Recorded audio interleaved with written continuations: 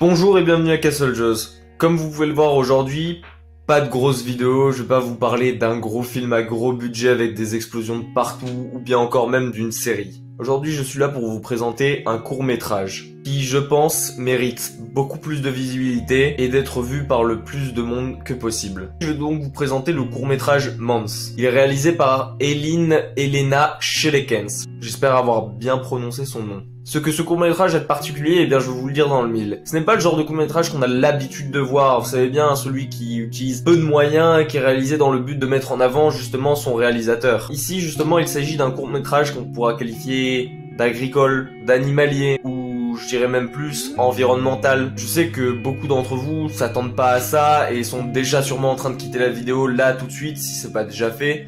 Je vous assure que vous pourrez rester jusqu'à la fin parce que aujourd'hui sera la meilleure des choses que vous aurez fait de votre journée. Il a surtout été fait et avant tout dans le but de mettre en exergue une situation qui dure depuis beaucoup trop d'années. Mais trêve de bavardage. Lors de ce court-métrage, nous suivons la vie d'un porcelet. On dirait quoi de plus banal pour le moment. Si je vous dis qu'on suit la vie de celui-ci, du début jusqu'à la fin, c'est-à-dire depuis sa naissance jusqu'à sa mort, soit 6 mois, d'où le titre du film, Months avec un 6.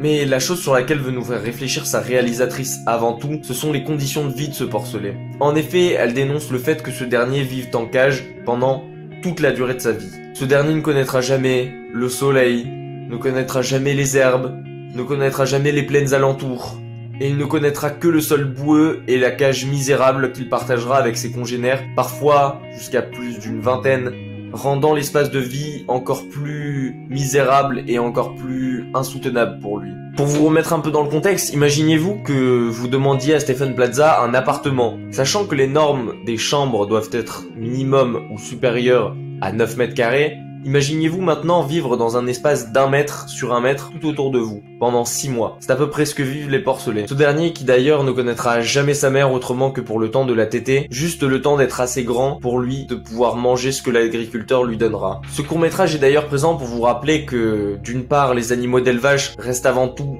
des êtres vivants, et d'autre part qu'ils méritent des conditions de vie bien supérieur à cela. Surtout quand on pense à un porcelet, on doit se rappeler que ce dernier fait partie des animaux les plus évolués qu'on a, les plus intelligents, comparables à un chien dans sa façon d'être et de vivre, sachant à quel point ces derniers sont fidèles et sont intelligents. Il est aussi important de vous rappeler que leur espérance de vie est digne de nos chiens et chats, soit normalement entre 15 et 20 ans, et que ces derniers n'auront vécu que 6 misérables petits mois de leur pauvre vie dans le but d'être mangés. Ils ne connaîtront jamais le monde extérieur, sauf sur le chemin les menant à l'abattoir. Si comme moi toutefois vous vous sentez concerné, sachez que le court-métrage est disponible en ligne jusqu'au 18 février. Le lien sera bien évidemment mis dans la description. Si vous avez du temps après cette vidéo, je peux que vous conseiller de foncer le voir. Il ne dure que 12 minutes. 12 minutes, qu'est-ce que c'est dans la vie d'un homme? C'est assez dérisoire quand on pense qu'un homme peut vivre jusqu'à 80, 90, voire 100 ans. Soit environ en moyenne 960 fois plus qu'un porc d'élevage. Et si l'initiative vous intéresse aussi, vous pouvez aller même jusqu'à signer l'initiative citoyenne